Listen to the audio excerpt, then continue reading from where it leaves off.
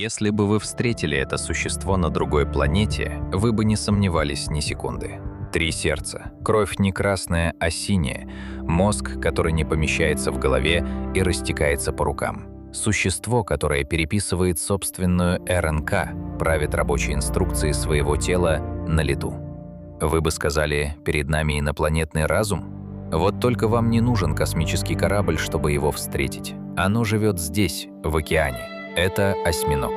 Мы привыкли думать, что мыслить значит мыслить как человек, одной головой, в компании себе подобных, передавая знания из поколения в поколение. Осьминог не делает ничего из этого. Это делает его другим. И это меняет все, что мы думали о разуме, потому что на Земле он рождался не один раз, и эта ветвь увела дальше всех от нас.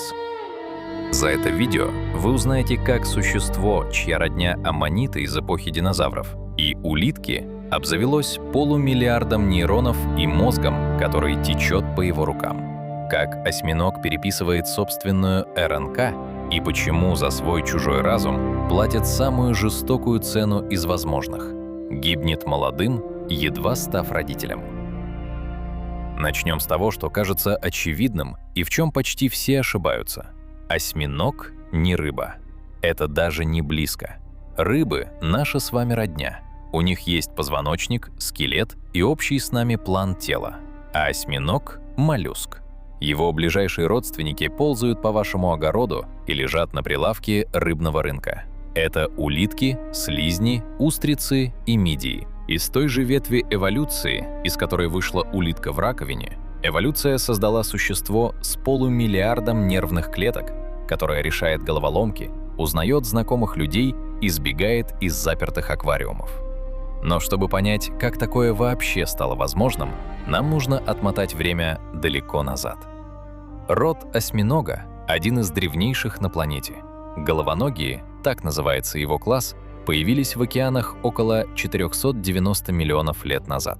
Тогда на суше еще не было ничего, кроме голого камня. Ни деревьев, ни травы, ни единого позвоночника. И почти все они носили броню – раковину. Сперва прямую, как рог или копье, а позже, десятки миллионов лет спустя, к ним добавятся и знаменитые аммониты, закрученные в спираль. Если вы смотрели наш фильм про динозавров, вы их уже встречали. Но где-то в глубине этой родословной одна ветвь совершила поступок, который выглядит как самоубийство. Она начала избавляться от раковины. Вы живете в океане полном зубов и снимаете единственную свою защиту – добровольно. Раковина уходит внутрь тела, уменьшается, превращается в тонкую пластинку, а потом почти исчезает совсем. У современного осьминога от нее осталась лишь пара крошечных рудиментов. Единственная твердая часть его тела – клюв, как у попугая. Зачем? Затем, что броня – это не только защита, это тюрьма. Она медленная и тяжелая, а пластичность позволяет протиснуться в отверстие размером с монету, стать плоским как лист, залиться в любую трещину рифа. Осьминог обменял доспех на свободу. Но за свободу без брони нужно платить. В океане хищников придется придумать новый способ выживания. Возможно, именно поэтому ему пришлось стать умнее. А сам осьминог, в том виде, в каком мы его знаем, существо, на удивление, молодое. Настоящие осьминоги появились около 150 миллионов лет назад, еще в эпоху динозавров. И этот гений начинается с тела, не похожего ни на что. Загляните внутрь осьминога, и вы окажетесь на чужой территории. Начнем с сердец. Их 3. Одно гонит кровь по телу, 2 других качают кровь через жабры. Но у главного из этих сердец есть предел. Когда осьминог плывет, выбрасывая воду реактивной струей, его сердце останавливается полностью. Поэтому осьминоги не любят плавать. Каждый заплыв для них – короткая остановка сердца. Гораздо охотнее он тихо ползет по дну на своих руках. И тогда ритм стабилен. А кровь у него голубая. Не в переносном смысле. У нас кислород по телу переносит железо. Оно и красит кровь в красный. У осьминога вместо железа – медь. Белок под названием гемоцианин. На кислороде он наливается синевой. А когда кислород отдан тканям, обесцвечивается почти до прозрачного. То синее, то бесцветное. Это тело построено по другим чертежам. Но самое чужое в осьминоге даже не сердце и не кровь. У осьминога около 500 миллионов нейронов. По общему счету, примерно как у собаки. Только у собаки это в основном нейроны коры мозга, а у осьминога вся нервная система децентрализирована по всему телу. Мы привыкли, что ум живет в одном месте. Командный центр, который управляет телом сверху. У осьминога все иначе. Его центральный мозг — это кольцо. Кольцо, обернутое вокруг пищевода. Пища, которую он глотает, буквально проходит сквозь его мозг. Поэтому осьминог так тщательно измельчает добычу клювом, иначе рискует поранить собственный разум куском краба. Но и это не главное. Главное, что большая часть его нейронов, около 2/3, вообще не в голове. Они в руках. Каждая рука осьминога пронизана собственной нервной сетью, цепочкой узлов по одному почти на каждую присоску. И эти руки во многом действуют сами. Отрежьте руку, и она еще час будет жить своей жизнью. Тянуться, хватать, ощупывать. У нее есть свой локальный автопилот. Отсюда красивый миф, будто у осьминога 9 мозгов. Один в голове и по одному в каждой руке. Правда, чуть сложнее и, на мой взгляд, еще интереснее. Мозг говорит руке «иди туда». А уж как ее сотни присосок будут щупать, пробовать и цепляться, рука разбирается без него. Да, именно пробовать. Каждая присоска осьминога — это язык. Он пробует мир на вкус прикосновением. Коснулся камня и почувствовал его. Его руки думают, осязают и дегустируют мир вокруг. И, как выясняется, этими же руками рисуют. Смотрите внимательно. За доли секунды осьминог растворился в коралловых рифах. Его кожа — это живой экран из миллионов крохотных мешочков с пигментом. Он растягивает их мышцами, и цвет проступает или гаснет быстрее, чем вы успеваете моргнуть. Под ними слой клеток, играющих со светом, дающих блеск и переливы. А сверху кожа умеет вздыбливаться шипами и складками, повторяя фактуру водорослей или камня. Ни одно другое животное на Земле не меняет свой облик так многокомпонентно. А теперь парадокс. Осьминог — величайший художник по маскировке. Дальтоник. Он не различает цвета.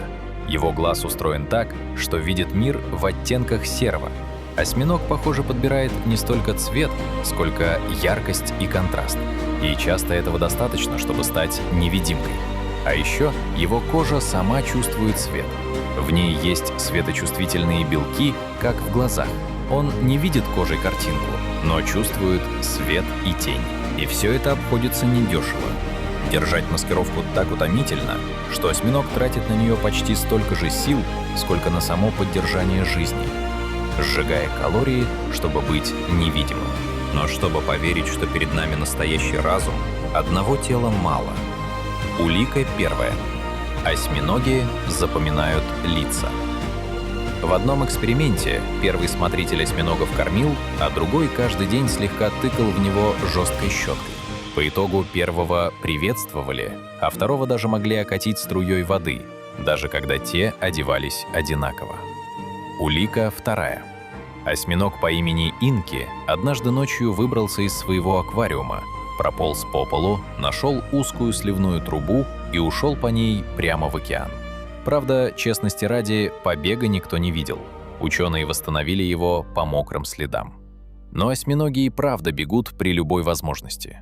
Не потому, что взламывают систему, а потому, что для их гибкого тела и вечного любопытства соседняя щель — это просто еще одна дверь. А теперь улика, которая приводит осьминога в разряд по-настоящему инопланетных.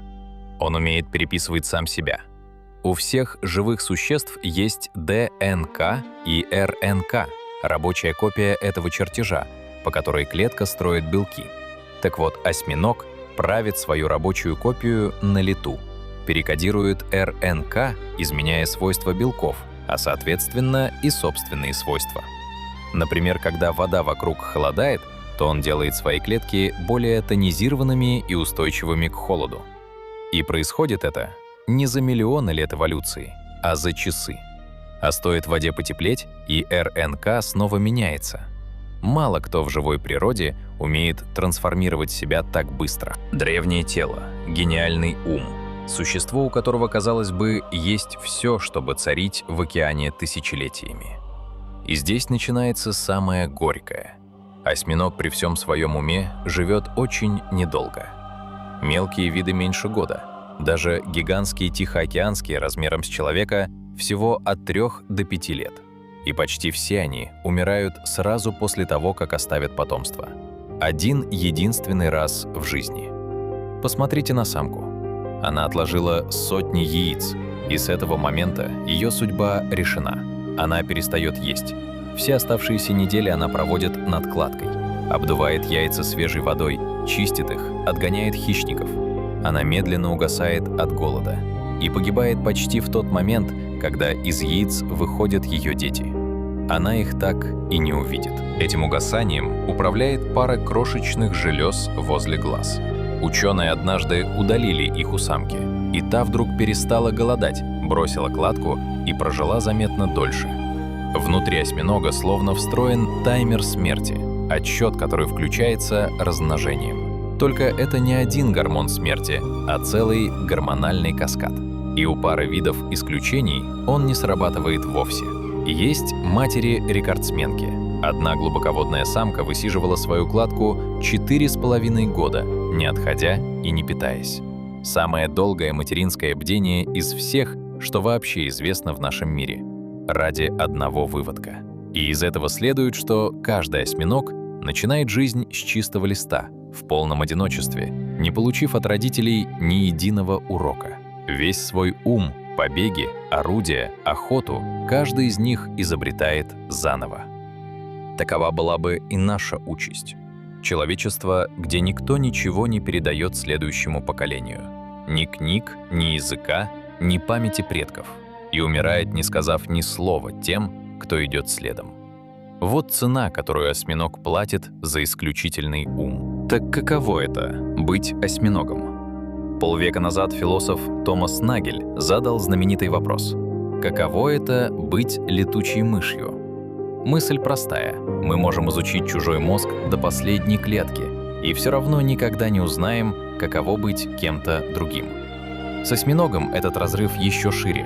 Его тело, его чувства, его разум децентрализован. Все устроено настолько иначе, что мы, возможно, никогда по-настоящему не поймем, что он переживает. Но кое-что мы все-таки знаем точно. Мы привыкли думать, что решает одна голова, а тело просто ее слушается. Но это не совсем так. Ваш кишечник управляется собственной нервной сетью в сотни миллионов клеток и работает без приказов мозга часами, пока снабжается кислородом. Нерв, что связывает живот с головой, около 74% волокон отдает подсигналы снизу вверх, от тела к мозгу. И даже воля действовать не всегда ваша.